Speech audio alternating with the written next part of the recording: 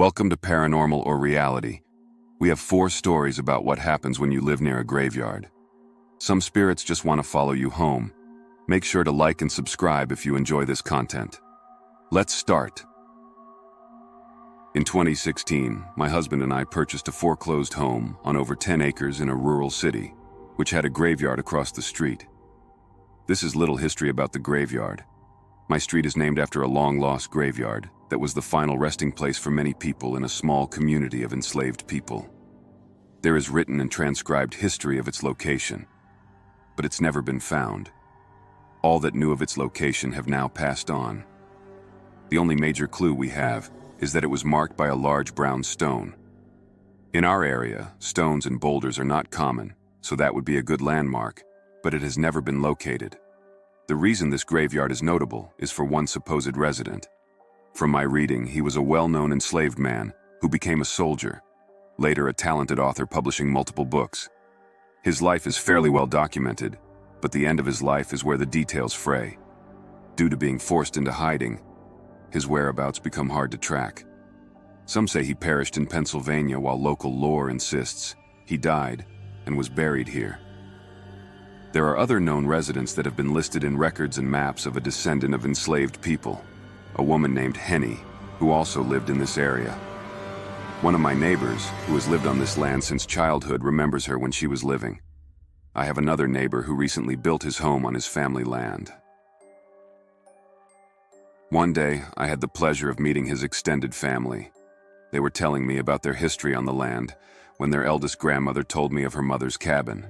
She pointed into the woods nearby, where I knew the ruins of a cabin were, and she said, "My mama was Mrs. Henny. She was born in a cabin right over there." Henny is relevant later on.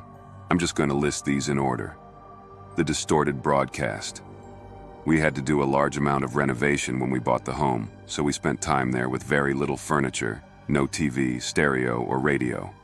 We used headphones for audio entertainment, but mostly it was very quiet there. I had been at the house all day, but I had been hearing this strange sound the whole day. It was faint, but it sounded as if you had an AM radio tuned between 2 stations. I could hear talking, but I couldn't understand the words. There was static along with an occasional note of out-of-tune music. I had been hearing this all day and finally mentioned it to my husband when he came home. He just froze and stared at me. I said, "What?" Then he told me that he had been out in the woods exploring and found an old glass tube radio. He of course thought that it was neat and brought it home. He put it in the basement that morning. The door. There's a door going between my basement to my garage that is large, heavy, poorly fitted, and a pain to open and close. When you do close it, there's quite a big sound from the door squeezing into the almost too small frame. I have been home alone on multiple occasions when I know that door is closed, when I suddenly hear it close on its own, without hearing it open. The elemental. I consider myself sort of sensitive to things beyond the veil, enough so that I've educated myself on the different manifestations that can occur. I strongly believe there is something that resides in my basement that is not human. It's energy without a face but a lot of opinions. We have experienced cold breezes, lights going off and on, and just a general feeling of angry, not in a violent way, but in a, "I've manifested here, this is mine. Get out." Some days it doesn't mind sharing space, others you can feel it rushing and pushing you out of its area. It seems to tolerate me more than my husband and former dog walker. It could be also whoever opens and closes that door he has a problem with. The lighter. My entire life I have believed in the paranormal, but had never experienced something that I couldn't explain. That changed in this house. My husband and I were cooking dinner when a series of strange events occurred. We had fully moved into the house. I had the Alexa playing music. We were listening along when the song changed mid-chorus to "Tequila Makes Her Clothes Fall Off." This is going to seem made up, but I swear, this is what happened next. A bottle of Patron that had been sitting on the counter since our wedding, a year earlier.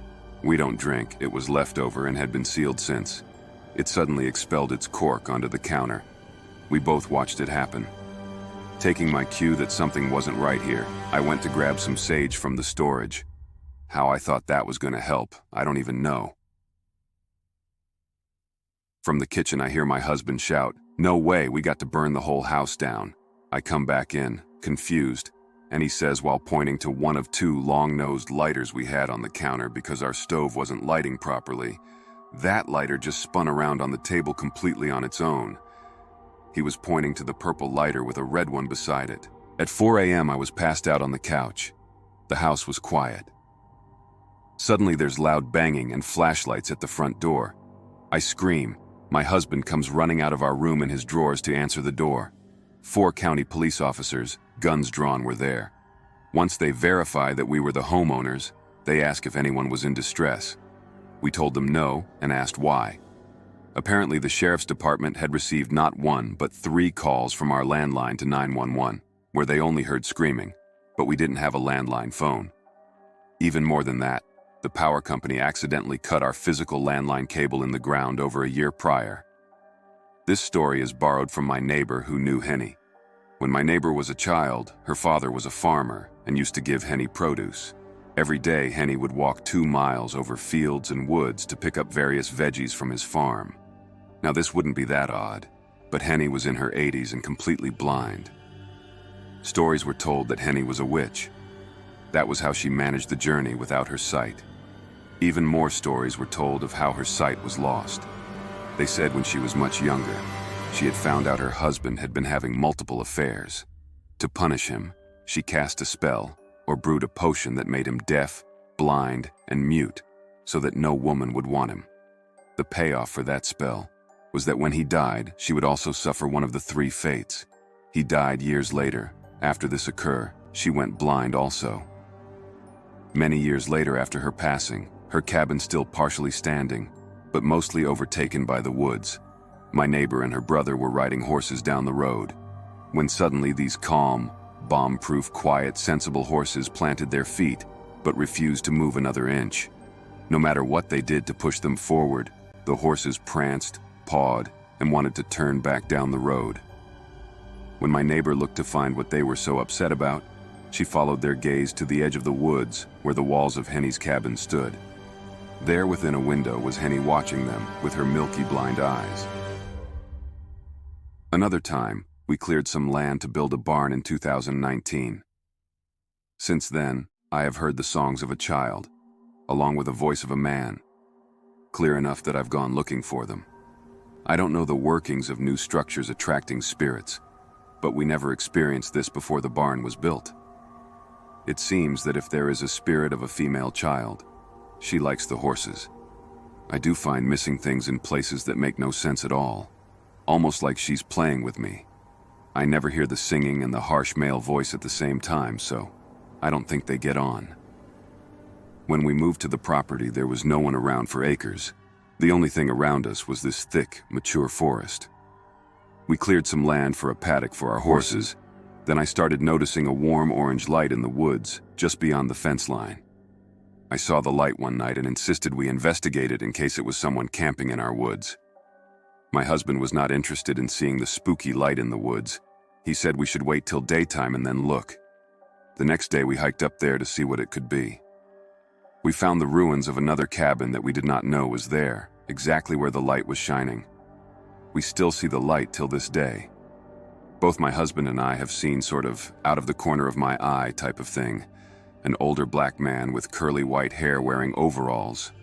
Usually, when we are out doing something on the land, we just see him walking on the farm like he has somewhere to be.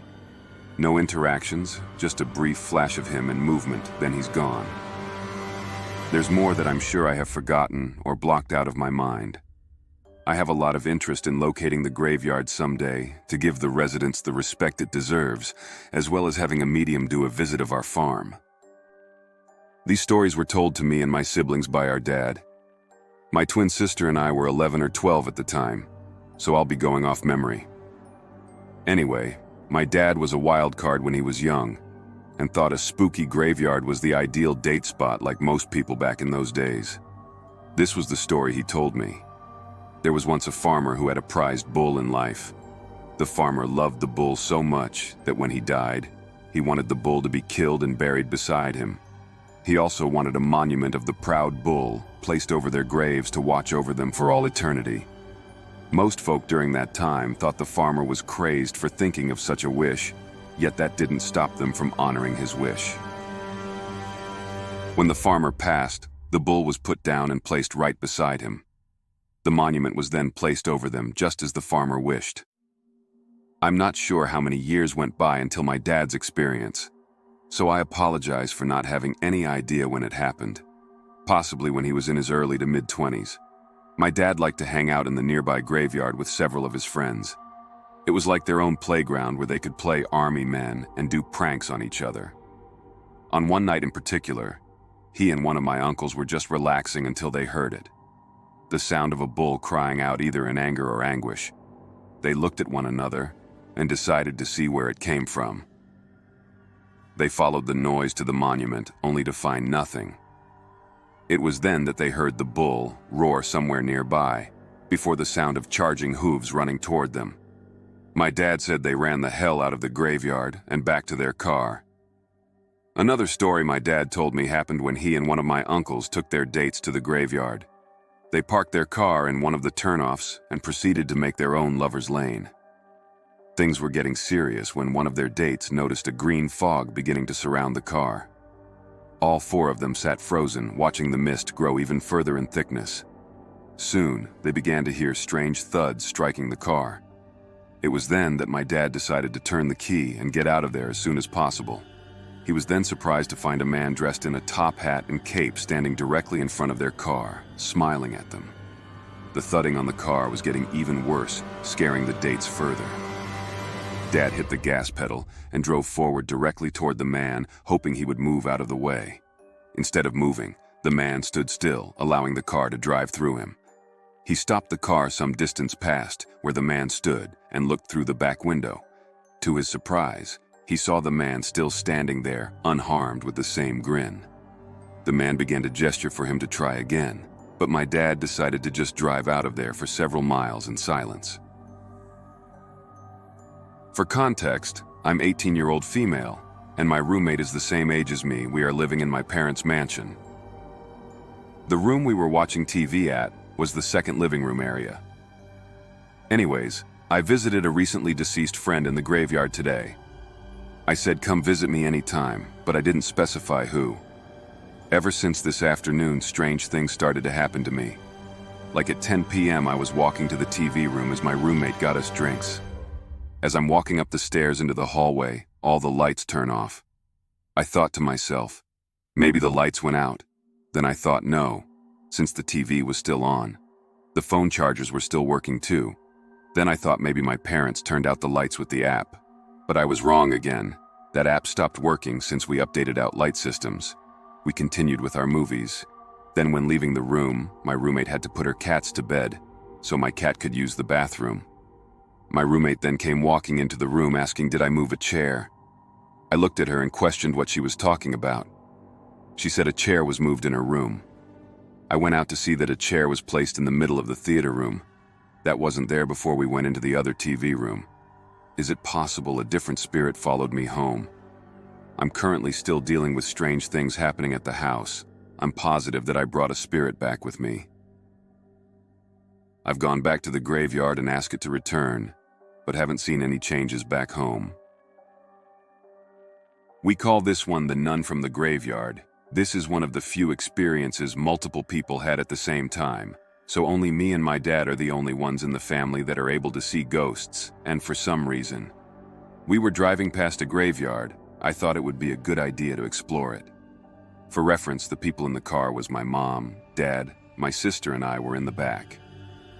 Mom and I got out to look around on the other side of the church, on the right side from the car. That's when I saw a nun crying into her hands by a gravestone who wasn't there before. I just continued walking. Then at the front of the church on the way back to the car, I saw that the nun was following us. I walked faster, calling out to my mom to hurry up or I would leave without her. After getting into the car, I looked out the window but couldn't see the nun, so I thought it was safe. My dad drove off really fast, faster than I had ever known my dad to drive. That night I was telling my dad about what I had seen. He went pale. He had seen her too, but my mom hadn't. My dad explained that after my mom got in the car, the nun got into the car too. The nun was sitting on top of my mom. He drew a picture to explain it, like half nun, half mom, mom staring out the front window, and the nun staring at my dad. She apparently had red eyes.